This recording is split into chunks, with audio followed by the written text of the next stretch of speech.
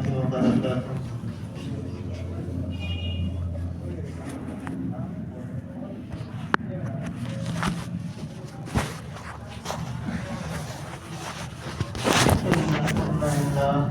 الحمد لله رب العالمين، والصلاة والسلام على سيد الأنبياء والمرسلين وعلى آله وأصحابه أجمعين، أما بعد.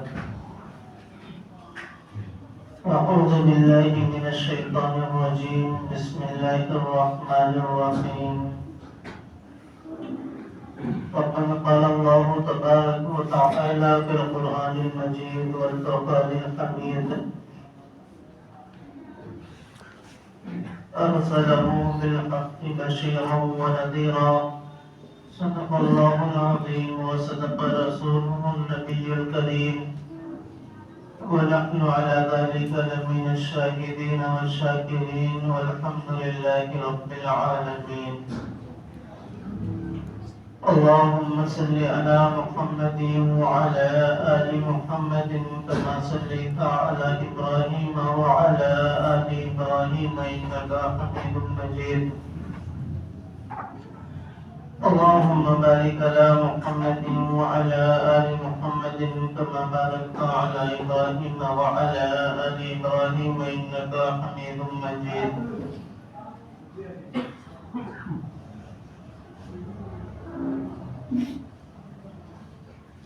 ہماری اور آپ کی ذمہ داری ہے کہ جب نبی صلی اللہ علیہ وسلم کا ذکر خیر ہو تو کم از کم ایک مرتبہ درود شریف اللہ کے نبی صلی اللہ علیہ وسلم کی خراج عقیدت میں پیش کر دیا جائے، ورنہ حق تو یہ ہے کہ جب بھی نبی کا نام آئے اس میں درود شریف ہم اپنی زبان سے اللہ تبارک و تعالیٰ کے لاڈلے اور محبوب حضرت محمد صلی اللہ علیہ وسلم کی عقیدت میں پیش کریں، کیونکہ یہ بات تو ہمیں اور آپ کو کئی جملے سے معلوم ہے کہ ہمارے سامنے آقا کا ذکر خیر چل رہا ہے۔ گزشتہ جمعہ بیچ میں علماء کے مقام پر میں نے گفتگو فرمائی تھی، اس کی ایک خاص وجہ تھی۔ ہمارے ایک ساتھی ہیں جو ایک مقام پر امامت پر فائز ہیں، کسی بات پر نہ اتفاقی ہوئی مقتدیوں کے درمیان میں، اور انہوں نے ان سے بدسلوکی کی، جس کی بنا پر اللہ تبارک و تعالی نے اسی رات ان کو ایسے عذاب میں مبتلا کر دیا کہ ہم اور آپ اس کو سوچ بھی نہیں سکتے۔ اس لیے میں نے علماء کے مقام پر پچھلے جمعہ گفتگو فرمائی تاکہ ہم اور آپ اس حرکت میں نہ آئیں، یا ہماری اور آپ کی کوئی ایسی حرکت نہ ہو کہ اللہ کا عذاب ہم پر نازل ہو جائے۔ اس لیے میں نے اس پر علماء کے مقام پر بیان کیا تھا، لیکن دراصل ہماری گفتگو اصل چل رہی تھی آقا صلی اللہ علیہ وسلم کی زندگی کے متعلق، کہ آقا نے 63 سالہ زندگی دنیا کے اندر کس اعتبار سے گزاری ہے، میرے اور آپ کے آقا کے سامنے کیسی کیسی پریشانیاں آئی ہیں۔ دراصل بات یہ چل رہی تھی، آپ حضرات کے اگر یاد ہو تو جب آقا نے اعلان فرمایا نبوت کا تو وہ لوگ جو آقا کے رشتہ دار تھے وہ اغیار بن گئے، جو آقا کے غمگسار تھے وہ آقا کے دشمن بن گئے، جو آقا صلی اللہ علیہ وسلم کو امین سے ملقب فرماتے تھے وہ ساحر اور جادوگر کہنے لگے۔ آقا صلی اللہ علیہ وسلم پر طرح طرح کی پریشانیوں کا سامنا میرے اور آپ کے آقا کو کرنا پڑا۔ اس کی بڑی وجہ یہ تھی کہ میرے اور آپ کے آقا نے 360 کا انکار کیا اور ایک رب کی بارگاہ میں بلانے کی دعوت دی کہ اے لوگوں ان 360 سے کچھ نہیں ہوتا، بلکہ ایک اللہ سے ہوتا ہے، اور وہ اللہ جس نے ہمیں اور آپ کو پیدا کیا ہے، وہ اللہ جس نے ہمارے باپ داداؤں کو پیدا کیا ہے، وہ اللہ جس نے ہمیں اور آپ کو زندگی گزارنے کے اسباب پیدا کر کے دیے ہیں۔ تو یہ بات ان کو کہاں گوارا تھی، یہ بات ان کو کہاں قبول تھی کہ وہ 360 کو چھوڑ کر ایک اللہ کی عبادت پر آ جاتے۔ اللہ کے نبی صلی اللہ علیہ وسلم نے جب اس کا اعلان کیا تو نبی پر کوڑا ڈالا گیا۔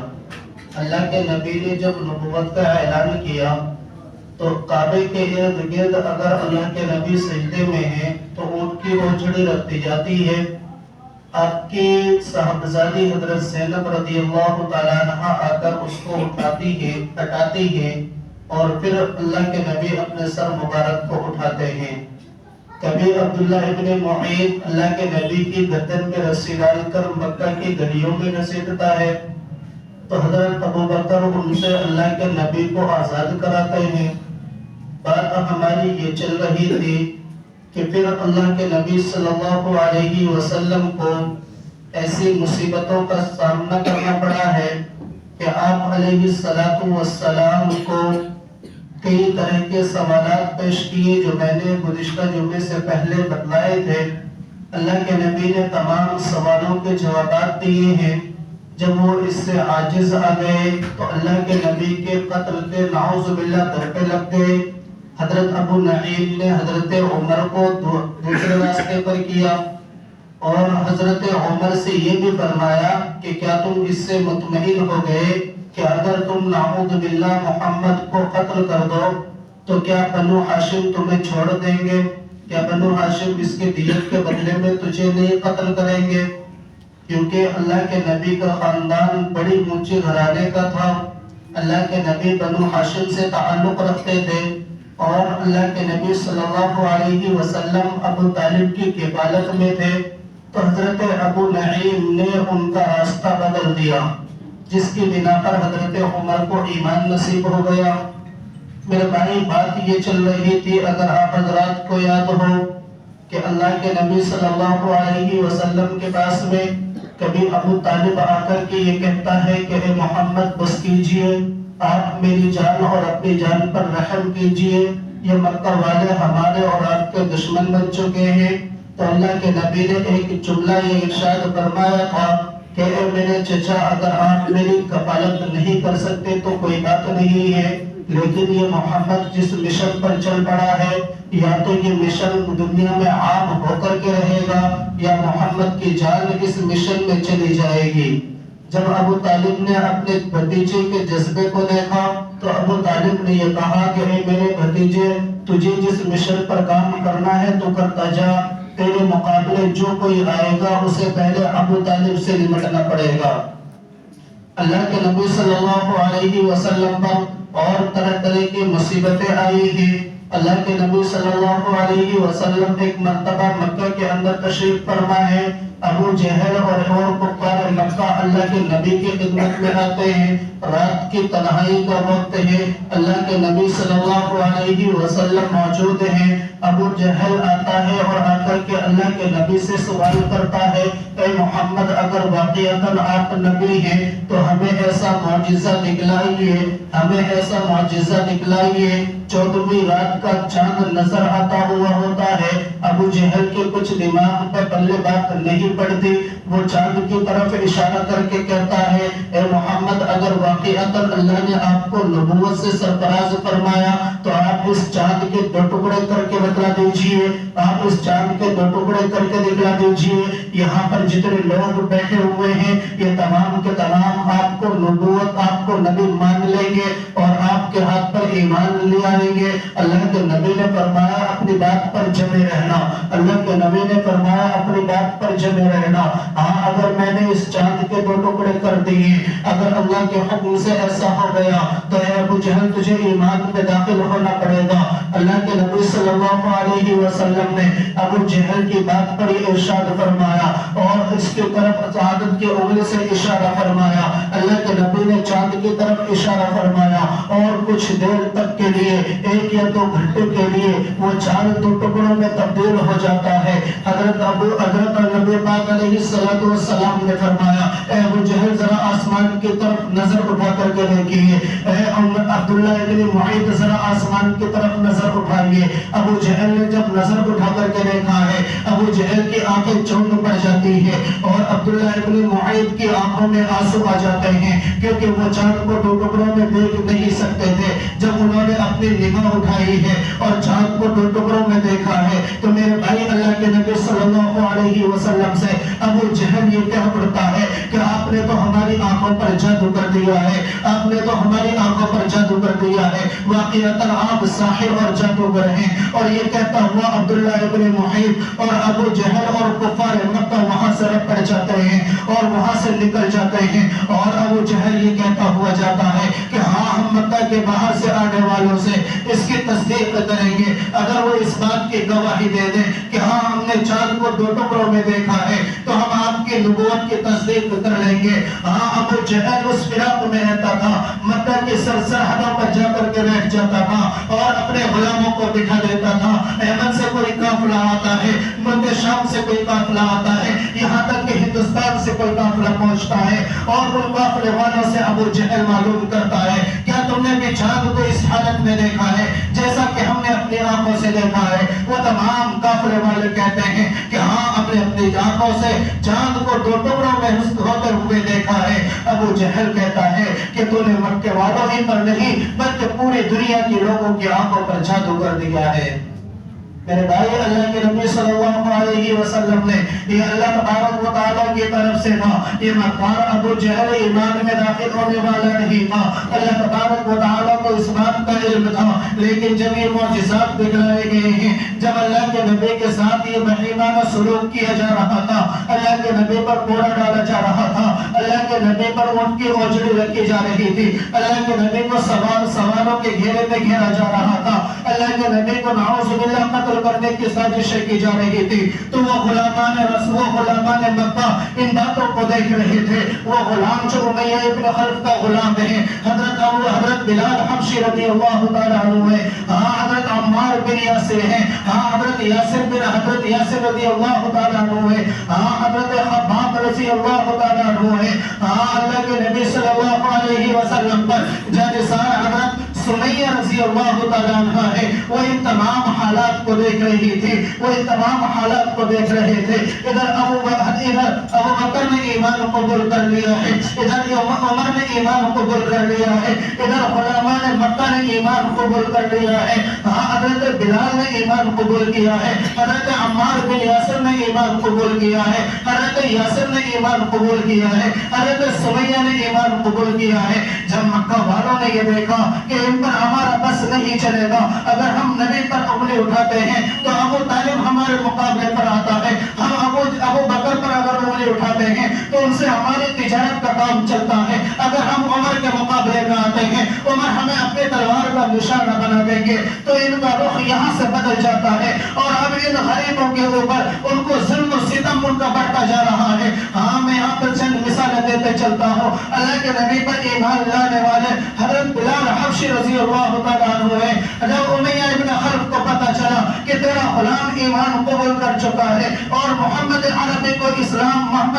کو نبی مان چکا ہے اور 360 بتوں کا انکار کر کے ایک رب کے سامنے سجدہ کرتا ہے، تو امیہ ابن خلف نے مکہ کے نوجوانوں کو بلاتا ہے اور بلا کر کے کہتا ہے کہ جاؤ ہمارے گھر میں ایک کالا کلوٹا غلام ہے، اس ابو بلال کو بلا کر کے لے کر کے آؤ۔ وہ نوجوان جاتے ہیں، حضرت بلال کو گھسیٹتے ہوئے لاتے ہیں اور عرب کی تپتی ہوئی زمین پر لٹا دیتے ہیں۔ جانتے ہو عرب کی تپتی ہوئی زمین کیسی ہے؟ راوی اس کو بیان کرتا ہے، میرے بھائی اور راوی یہ بیان کرتا ہے کہ عرب کی تپتی ہوئی زمین ایسی ہے اگر مکہ کے دانے اس کے اندر ڈال دیے جائیں تو وہ بن کر تیار ہو جائیں۔ حضرت بلال کے کپڑے کو اتار کر اس گرم زمین پر لٹا دیا جاتا ہے، اوپر سے چٹان ڈال دیا جاتا ہے۔ امیہ ابن خلف اپنا پاؤں رکھ دیتا ہے اور کہتا ہے کہ اے ابو اے بلال، اگر تو چاہتا ہے کہ تیری جان سلامت رہے تو ایمان سے پھر جا، ورنہ یوں ہی تڑپ تڑپ کر جان دے دے۔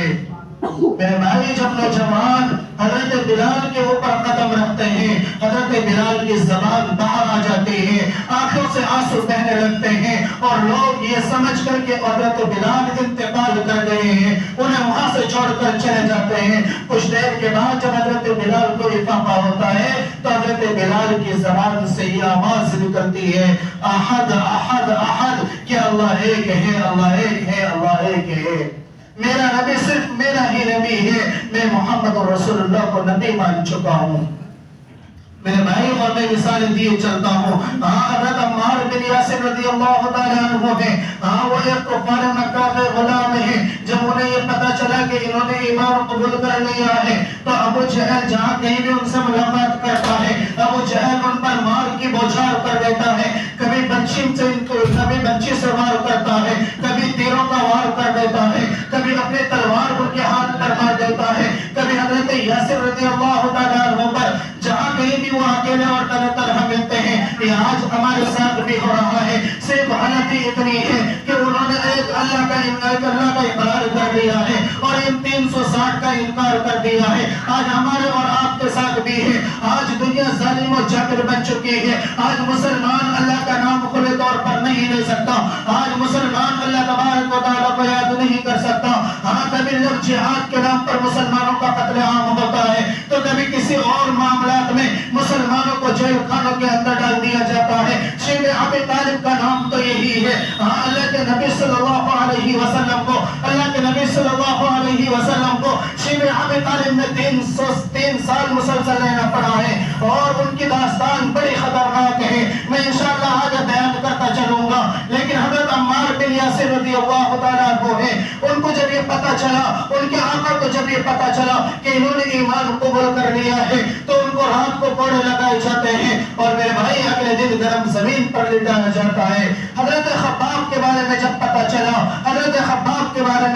چلا تو ان کے چربیوں کے ذریعے سے انگاروں کو بجھایا جا رہا ہے۔ ایک مرتبہ اللہ کے نبی صلی اللہ علیہ وسلم کے اس دنیا سے پردہ فرما جانے کے بعد میں حضرت خباب حضرت عمر کی خدمت میں آتے ہیں۔ حضرت عمر اپنی مسرت چھوڑ کر الگ ہٹ جاتے ہیں، حضرت خباب کو اپنی مسرت پر بٹھاتے ہیں۔ راوی یہ کہتا ہے کہ جب حضرت عمر نے حضرت خباب کا کرتا ہٹایا ہے تو سوائے ہڈیوں کے اور کچھ نظر نہیں آتا تھا۔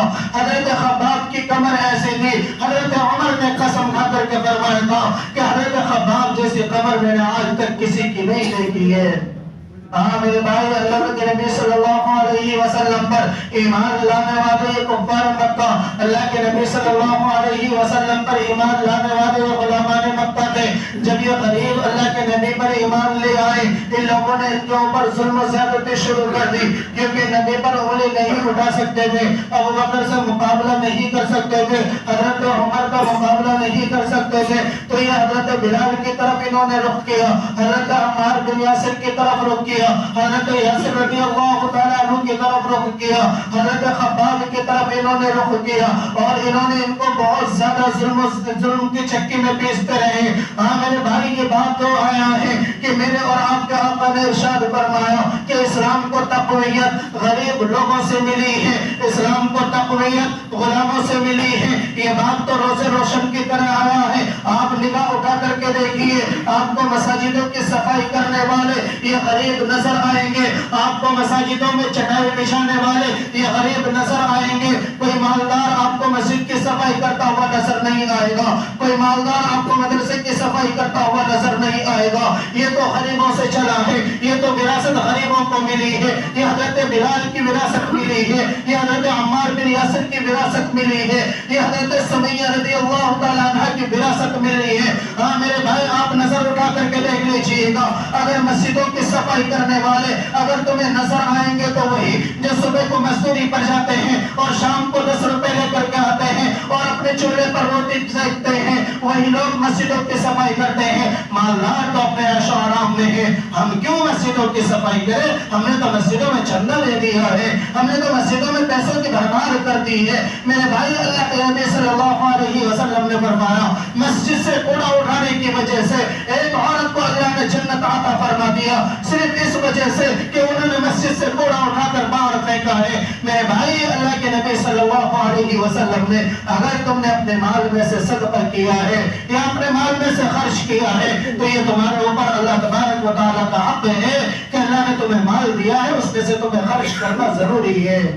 لیکن مسجدوں کی صفائی یہ اپنی طبیعت پر ہے، مدرسوں کی صفائی یہ اپنی طبیعت پر ہے، راہگیروں کے لیے راستہ تیار کرانا یہ اپنی طبیعت پر ہے، ہاں مسافروں کے لیے کھانا تیار کرانا یہ اپنی طبیعت پر ہے۔ میرے بھائی، یہ کسی کی جاگیر نہیں ہے، بلکہ ان کی تو اللہ تبارک و تعالیٰ نے، اللہ کے نبی صلی اللہ علیہ وسلم نے اس کے بارے میں قرآن میں، اس کے بارے میں حدیث میں بڑی تعریف کی ہے۔ ہاں میرے بھائی، میں بات یہاں کر رہا تھا کہ ہاں حضرت سمیہ رضی اللہ تعالیٰ عنہ، حضرت عمار کی والدہ، حضرت یاسر رضی اللہ تعالیٰ عنہ کی بیوی ہیں، حضرت سمیہ رضی اللہ تعالیٰ عنہ ایک مرتبہ مکہ کی گلی سے گزر رہی ہیں، وہ ناپاک ابو جہل سامنے سے آ رہا ہے، اس نے دیکھا کہ یہ سمیہ جا رہی ہے، یہ بوڑھی عورت ہے، لیکن اس ابو جہل درندے کو اس بات کا خیال نہ آیا کہ عورتوں کی عزت کرنی چاہیے۔ اس ابو جہل نے کہا کہ اے سمیہ، میں نے یہ سنا ہے کہ تو ایمان قبول کر چکی ہے،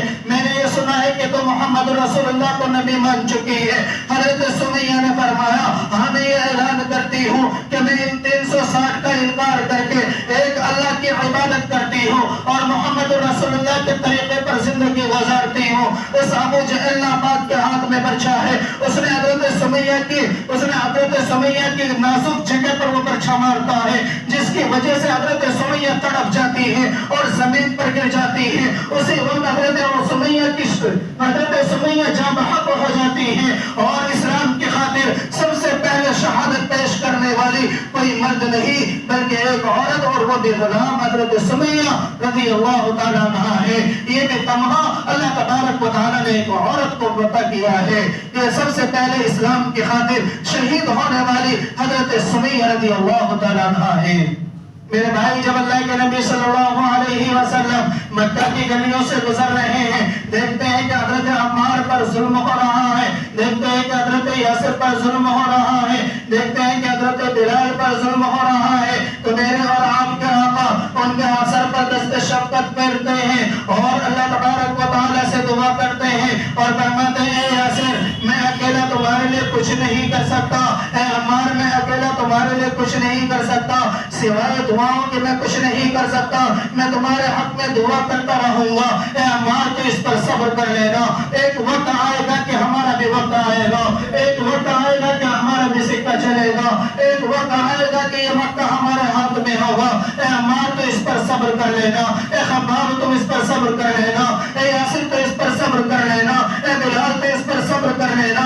اللہ کے نبی کا دست شفقت ان کے سر پر آنا تھا کہ حضرت عمار بن یاسر فرماتے ہیں کہ جب نبی ہمارے سر پر ہاتھ پھیرتے تھے ہم اپنی تکالیف بھول جایا کرتے تھے، ہمیں اپنی تکالیف یاد نہیں رہتی تھی۔ حضرت عمار بن یاسر رضی اللہ تعالیٰ عنہ کی جب یہ تکلیفیں دیکھی ہیں، اللہ کے نبی نے ان سے مشورہ دیا ہے کہ اگر تم چاہتے ہو امن و امان چاہتے ہو، اپنے ایمان کی حفاظت چاہتے ہو اور تم اپنے جان کی حفاظت چاہتے ہو اور اپنے ایمان کو بچانا چاہتے ہو تو اس مکہ کو چھوڑ کر حبشہ چلے جاؤ۔ اور یہاں سے 12 آدمیوں کا لشکر تیار ہوتا ہے جس میں 12 آدمی اور 6 یا 7 عورتیں ہیں، وہ ایک چھوٹا سا لشکر تیار ہو کر بندرگاہوں کی طرف چلتے ہیں، پیچھے سے تعاقب کرنے والے جاتے ہیں، لیکن ان کے جہاز پہلے ہی وہاں سے روانہ ہو چکے ہیں، یہ وہاں سے واپس آ جاتے ہیں، یہ نجاشی کے ملک میں پہنچ جاتے ہیں، ملک حبشہ میں جا کر کے رہنے لگتے ہیں۔ ادھر سے کسی نے ان کو جھوٹی خبر پہنچا دی،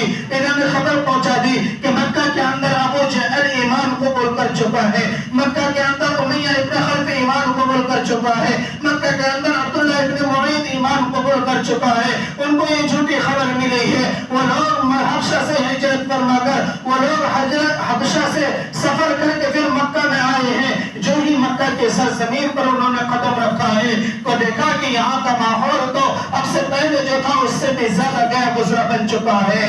وہ کسی کی پناہ لے کر مکہ کے اندر داخل ہوتے ہیں. پھر کچھ دنوں کے بعد اللہ کے نبی صلی اللہ علیہ وسلم حضرت جعفر بن طیار رضی اللہ تعالیٰ عنہ کی امانت میں بہت سارے لوگوں کو ملک حبشہ کی طرف روانہ کرتے ہیں. ان میں 80 مرد اور 20 یا 25 عورتیں ہیں. یہ تقریباً 11 اور 15 عورتیں ہیں. وہ ایک بڑا لشکر حضرت حبشہ کی طرف ہجرت فرما کر جا رہا ہے جن میں حضرت عثمان بن عفان بھی ہیں اور اللہ کے نبی کی صاحبزادی حضرت رقیہ بھی ہیں. وہ تمام کے تمام لشکروں کو لے کر حضرت جعفر بن طیار حضرت حبشہ پہنچ جاتے ہیں. ادھر سے عمرو بن عاص کو اور دوسرے کفار مکہ کو اور عبداللہ ابن معیط یا کسی اور کفار کو کفار مکہ نے مشورہ کر کے بھیجا کہ جاؤ ملک حبشہ میں جا کر کے نجاشی بادشاہ سے کہنا کہ ہمارے غلام سرکشی کر کے تمہارے ملک میں آ گئے ہیں اور ان کے لیے ہدیے اور تحفے اور تحائف لے کر کے جانا. وہ کفار مکہ نے نجاشی بادشاہ کے لیے ہدیے دیے ہیں, ان کے چمچوں کے لیے ہدیے دیے ہیں, ان کے وزیروں کے لیے ہدیے دیے ہیں. یہ عمرو بن عاص جاتا ہے اور نجاشی بادشاہ کو ہدیہ پیش کرتا ہے, ان کے وزیروں کو ہدیہ پیش کرتا ہے, ان کے چمچوں کو ہدیہ پیش کرتا ہے کہ جب ہماری بات بادشاہ سے ہو تو تم ہماری بات کی تائید کر دینا. ان چمچوں سے کہتے ہیں کہ تم ہماری بات کی تائید کر دینا. ملک حبشہ میں جا کر نجاشی بادشاہ سے عمرو بن عاص کہتا ہے کہ ہمارے ملک سے غلام سرکشی کر کے تمہارے ملک میں آ گئے ہیں, ان کو ہمارے ساتھ بھیج دیجئے, ہمارے بھگوڑے غلام تمہارے ملک میں آ گئے ہیں. نجاشی بادشاہ بڑا سمجھدار اور ہوشیار تھا. اس نے کہا کہ میں ایسے نہیں بھیج سکتا, پہلے میں ان کی بات بھی سنوں گا. اور انہیں اگلے دن کے لیے کہہ دیا گیا کہ اگلے دن جب مجلس لگے گی تو ان مسلمانوں کو بھی اور ان بھگوڑے غلاموں کو بھی پیش کیا جائے اور عمرو بن عاص بھی وہاں آئے گا. عمرو بن عاص نے کہا کہ وزیروں اگر وہ ان کے سامنے آ گیا تو پھر ہماری پول کھل جائے گی, ہماری حقانیت ان کے سامنے آ جائے گی اور پھر یہ لوگ امن و امان کے ساتھ میں یہاں رہیں گے. جب اگلے دن جب نجاشی کا دربار لگتا ہے, عمرو بن عاص پہنچتا ہے اور جا کر کے کہتا ہے کہ ان بغیر غلاموں کو ہمارے ساتھ میں لے دیجئے. حضرت جعفر بن طیار کو متکلم بنا دیا جاتا ہے. حضرت جعفر اپنے لشکر کو لے کر کے آتے ہیں اور یوں ہی ان کے سامنے آ کر کے کھڑے ہو جاتے ہیں. تعظیمی سجدہ بھی ان کو نہیں کرتے. وزیروں نے کہا کہ دیکھو یہ کتنے بے ادب ہیں کہ انہوں نے آپ کو سجدہ بھی نہیں کیا. نجاشی بادشاہ نے کہا کہ اے جعفر بن طیار, تم نے مجھے سجدہ کیوں نہیں کیا؟ تو حضرت جعفر بن طیار نے کہا کہ ہم اس نبی کے غلام ہیں جس نبی نے کہا کہ ہمیں صرف ایک اللہ کے سامنے سر جھکانا ہے, ہمیں صرف ایک اللہ کے سامنے سر جھکانا ہے, اس کے علاوہ کسی کے سامنے سر نہیں جھکانا. میرے بھائی حضرت جعفر بن طیار رضی اللہ تعالیٰ عنہ نے کہا میرے نبی نے ارشاد فرمایا اگر تمہاری مسجدوں کو شہید کر دیا جائے تو کر دیا جائے, لیکن غیر اللہ کے سامنے سر نہیں جھکانا. اگر تمہیں تمہارے گھروں سے نکال دیا جائے تو کوئی بات نہیں, لیکن غیر اللہ کے سامنے سر نہیں جھکانا. صرف ایک اللہ کے سامنے سر جھکانا ہے. تمہارے سامنے کتنی ہی مشکلات کیوں نہ آئے, لیکن ایک اللہ کے سامنے سر جھکانا ہے, اس کے علاوہ کسی کے سامنے سر نہیں جھکانا. اور حضرت جعفر بن طیار رضی اللہ تعالیٰ عنہ نے کہا کہ اے نجاشی بادشاہ, ہم تمہارے ملک میں امن و امان لینے کے لیے آئے ہیں. اگر تو یہ چاہتا ہے کہ ہمیں تو ان کے حوالے کر دے تو کر دے, لیکن ہم صرف ایک اللہ کے سامنے سر جھکائیں گے. جب حضرت جعفر بن طیار نے کہا کہ ہم ایک اللہ کے سامنے سر جھکائیں گے تو نجاشی نے کہا کہ یہ تو اس دین کے ماننے والے ہیں جس کا مجھے برسوں سے انتظار تھا, جاؤ میں ان کو تمہارے حوالے نہیں کرتا. حضرت عمار بن یاسر رضی اللہ تعالیٰ عنہ اور حضرت جعفر رضی اللہ تعالیٰ عنہ ہیں. ابھی عمرو بن عاص کی آنکھوں میں شرمندگی کے آنسو ہیں. انہوں نے کہا کہ اگلے دن کا دربار لگنے دو, اگلے دن ایسی بات پیش کریں گے کہ نجاشی بادشاہ خود ان کو اپنے ملک سے کھدیڑ دے گا, خود اپنے ملک سے نکال دے گا. اگلے دن کا جب دربار لگتا ہے عمرو بن عاص جا کر کے کہتا ہے یہ حضرت عیسیٰ علیہ السلام کو نہیں مانتے, یہ حضرت مریم کے بارے میں بری بھلی باتیں کہتے ہیں, کیونکہ نجاشی بادشاہ عیسائی تھا, وہ عیسائی مذہب کا ماننے والا تھا, وہ حضرت عیسیٰ علیہ السلام کو ماننے والا تھا. اس کو یہ بات کہاں گوارا ہو سکتی تھی کہ حضرت عیسیٰ علیہ السلام کو نہ مانے. انہوں نے مسلمانوں کو بلایا. حضرت جعفر بن طیار آتے ہیں اور آگے آ کر کے حضرت جعفر بن طیار نے کہا کہ ہاں ہم حضرت عیسیٰ علیہ السلام کے بارے میں مختصر یہ ہے. وہ یہ فرماتے ہیں کہ ہم نے حضرت عیسیٰ علیہ السلام کو ہم اللہ کا نبی مانتے ہیں جیسے اور نبی ہے اور نبیوں کی طرح ہم نبی مانتے ہیں. حضرت عیسیٰ بن مریم کو ہم ان کی والدہ مانتے ہیں اور ہم ان کو پاک دامن سمجھتے ہیں اور یہ بات ہمارے قرآن میں ذکر کیا گیا ہے. اور پھر حضرت جعفر رضی اللہ تعالیٰ عنہ نے کہا ذکر رحمت ربک عبدہ زکریا. حضرت مریم سورہ مریم کی کچھ آیتیں تلاوت کی ہیں. حضرت جعفر تلاوت کرتے جاتے ہیں. نجاشی کی آنکھوں سے آنسو بہ رہا ہے. جب حضرت جعفر رکوع پر پہنچتے ہیں نجاشی کہتا ہے کہ رک جاؤ اور ان کے سامنے اعلان کرتا ہے کہ اے کفار مکہ تم آئے ہو صحیح بات ہے. جاؤ جا کر کے کفار مکہ سے کہہ دینا کہ یہ نجاشی بھی ایمان میں داخل ہو چکا ہے. یہ نجاشی بھی ایمان میں داخل ہو چکا ہے اور ان لوگوں کو یہاں پر امن و امان کے ساتھ میں رہنے سے کوئی نہیں روک سکتا. جاؤ جا کر کے اپنے بڑوں سے کہہ دینا یہ نجاشی ایمان میں داخل ہو چکا ہے. حضرت نجاشی وہاں سے سفر کر کے اللہ کے نبی کی خدمت میں جانا چاہتا تھا لیکن جب مکہ کی طرف رخ کیا تو پتہ چلا اللہ کے نبی مکہ سے مدینہ ہجرت فرما گئے ہیں. جب وہاں سے اس نے مدینے کی طرف ہجرت کیا تو راستے میں اس کا انتقال ہو جاتا ہے. اللہ کے نبی کو اس کی خبر ملتی ہے. اللہ کے نبی نے فرمایا اے عباس اس نجاشی کے بارے میں میرے لیے کیا حکم ہے. تو اللہ نے تمام پردوں کو ہٹا دیا اور اس نجاشی کا جنازہ اللہ کے نبی کے سامنے کیا ہے. اللہ کے نبی نے اس نجاشی کی جنازے کی نماز ادا کی ہے. وہ صحابی تو نہیں ہے لیکن وہ مسلمان ہے کیونکہ صحابی اسے کہتے ہیں جو ایمان کی حالت میں اللہ کے نبی کو دیکھا ہو اور ایمان ہی کی حالت میں اس دنیا سے رخصت ہوا ہو. اس کے بعد اللہ کے نبی صلی اللہ علیہ وسلم نے نجاشی کی نماز جنازہ ادا کی ہے. پھر یہاں سے ایمان کو فراوانی ملی ہے, دین اسلام کو فروغ ملا ہے. انشاءاللہ یہاں سے آئندہ جو بات کی جائے گی دعا کریں کہ اللہ تبارک و تعالی ہمیں اور آپ کو اور تمام مسلمانوں کو عمل کی توفیق نصیب فرمائے. وآخر دعوانا الحمدللہ رب العالمین.